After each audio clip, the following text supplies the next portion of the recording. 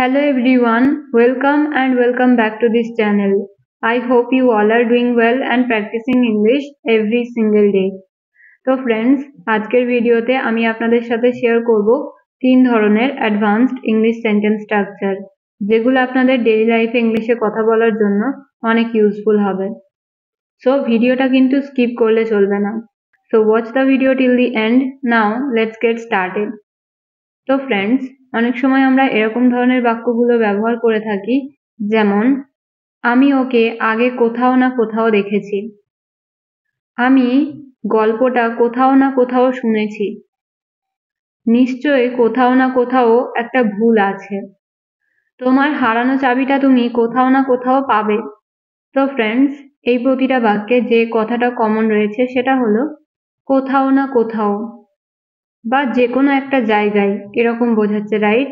কোনো জিনিস কোথাও না কোথাও পাওয়া যাবে বা আছে, এরকম কিছু বোঝাচ্ছে। তো যদি আমরা সেন্টেন্সে এই কথাটা বলি ইংলিশে, তাহলে আমাদের যে ফ্রেজটার ব্যবহার করতে হবে সেটা হলো somewhere or other. Somewhere or other অর্থাৎ কোথাও না কোথাও বা যে কোনো একটা জায়গায়।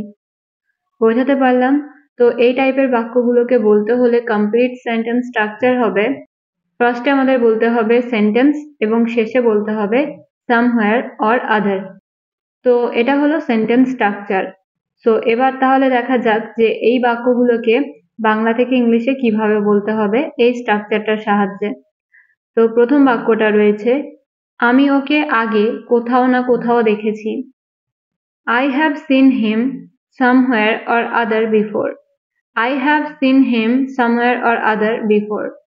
পরের এক্সাম্পল, নিশ্চয়ই কোথাও না কোথাও একটা ভুল আছে। There must be some mistake somewhere or other.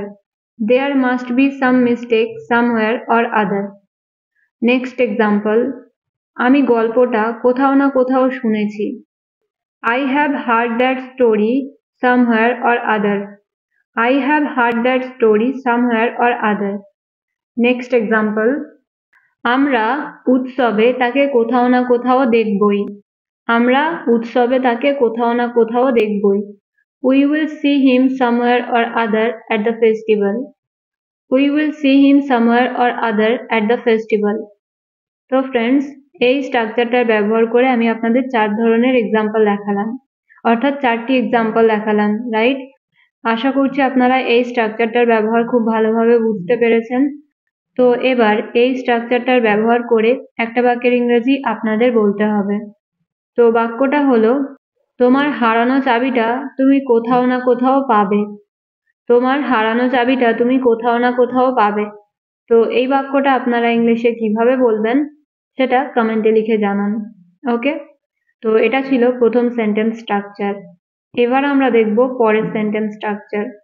তো অনেক সময় এরকম ধরনের বাক্যগুলোও আমরা ব্যবহার করে থাকি, যেমন আমি ওটা ইংরেজিতে কিভাবে বলবো, আমি ওই বাক্যটা ঠিকভাবে কিভাবে বলবো, আমি এটা ভদ্রভাবে কিভাবে বলবো, আমি এটা স্যারকে কিভাবে বলবো। তো ফ্রেন্ডস, এই প্রতিটা বাক্যে যে কথাটা কমন রয়েছে সেটা আপনারা বুঝতেই পারছেন। তো কমন কথাটা হলো কিভাবে বলবো। কোনো কিছু আমরা কাউকে কিভাবে বলবো, এই কথাটা কমন রয়েছে। তো যখন আমরা সেন্টেন্সে এরকম বলবো তখন আমাদের ইংলিশে যে ফ্রেজটার ব্যবহার করতে হবে সেটা হলো how do I say that. কিভাবে বলবো, অর্থাৎ কোনো কিছু আমরা কিভাবে বলবো কাউকে। বোঝাতে পারলাম?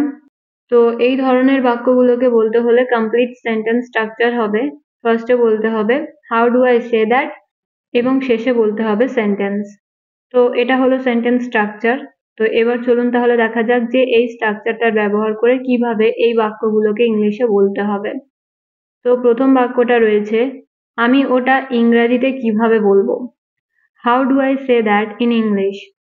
How do I say that in English.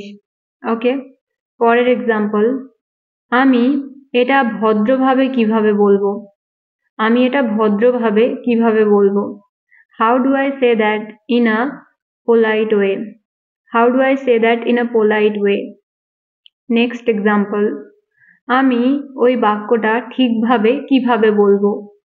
How do I say that sentence correctly. How do I say that sentence correctly?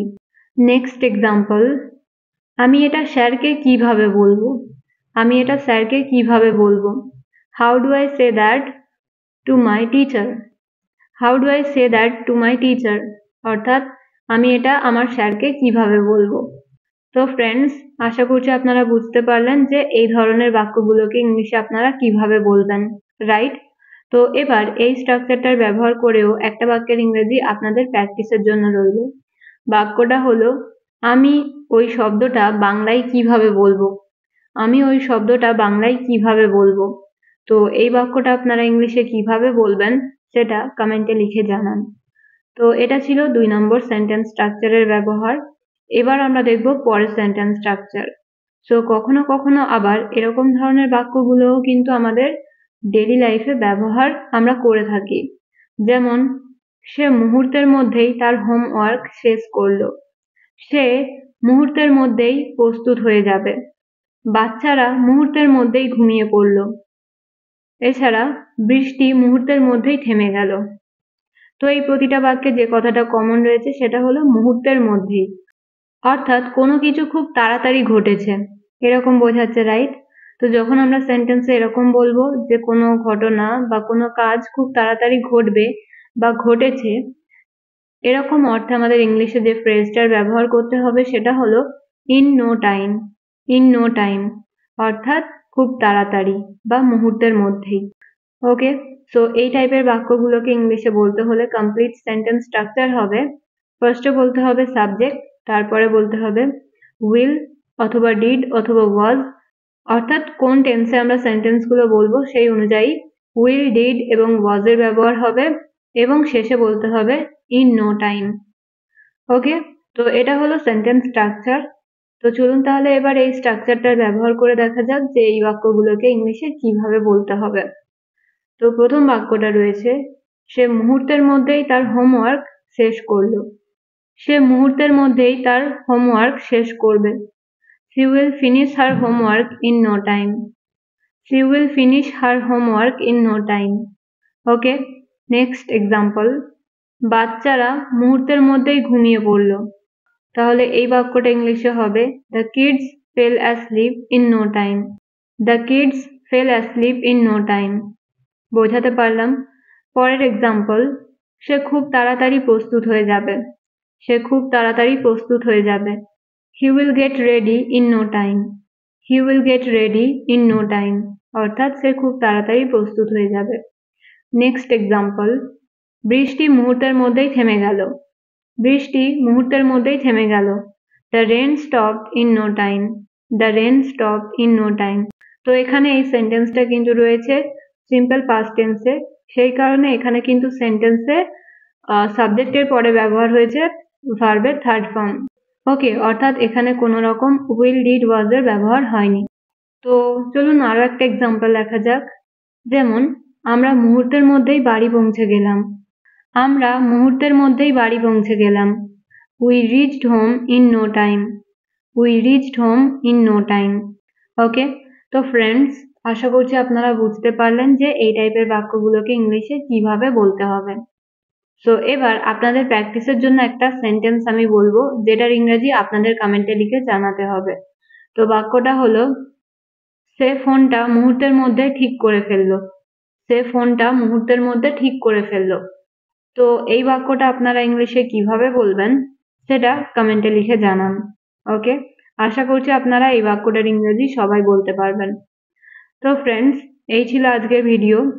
I hope আজকের ভিডিওটা থেকে আপনারা নতুন কিছু শিখতে পারলেন।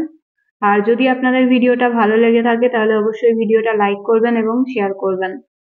So yeah, that's all for today. Thank you so much for being here. See you in the next video. Stay happy and keep learning.